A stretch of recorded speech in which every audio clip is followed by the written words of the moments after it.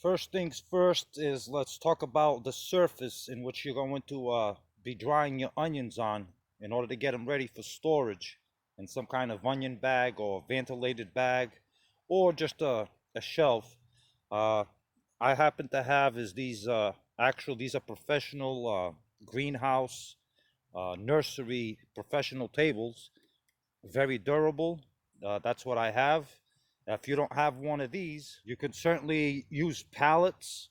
You can lay down pallets, on the ground, stack them on top of each other. If you have pallets, that will also work. If you don't have pallets, you have some kind of wire mesh that you can, make a square out of it or find a way. This happens to be a gate that I have, I'm no longer using.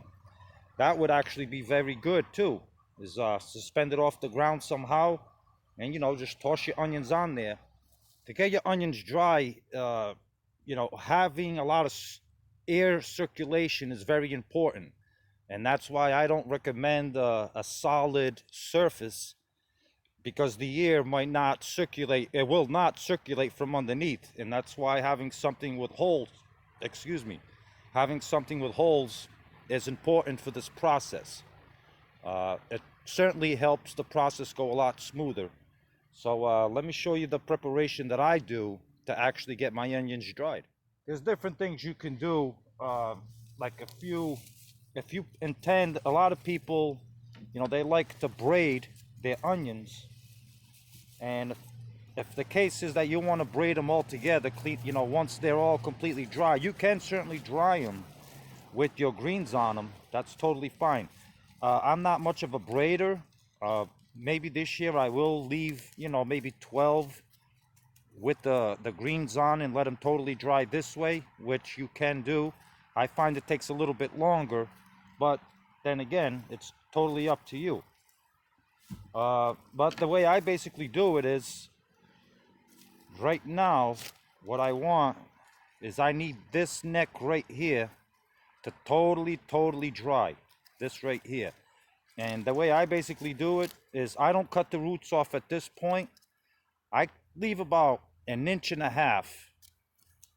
and I just like that. Look, do you see how much moisture is in that? You see that?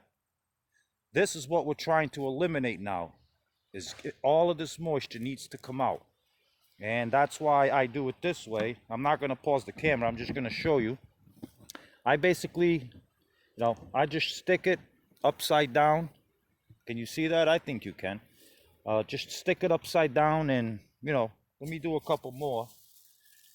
Basically, chop it up. These are the red-winged onions. If you guys are wondering what kind of onion it is, these are the red-winged. I grow them every year. They're really sweet red onion. Okay, I think you've seen enough of that. Yeah, still a lot of moisture in there.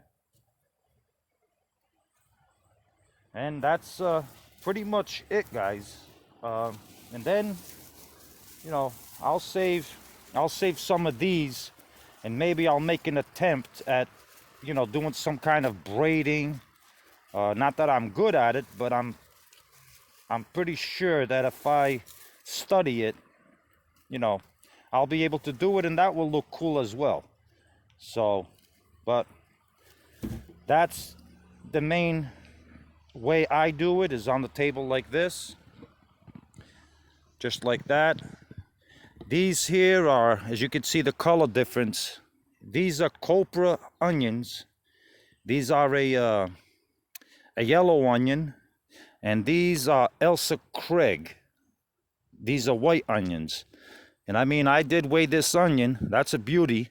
This onion, it was 1 pound 2 ounces. That's a pretty nice onion right there. Okay, guys, thank you for watching.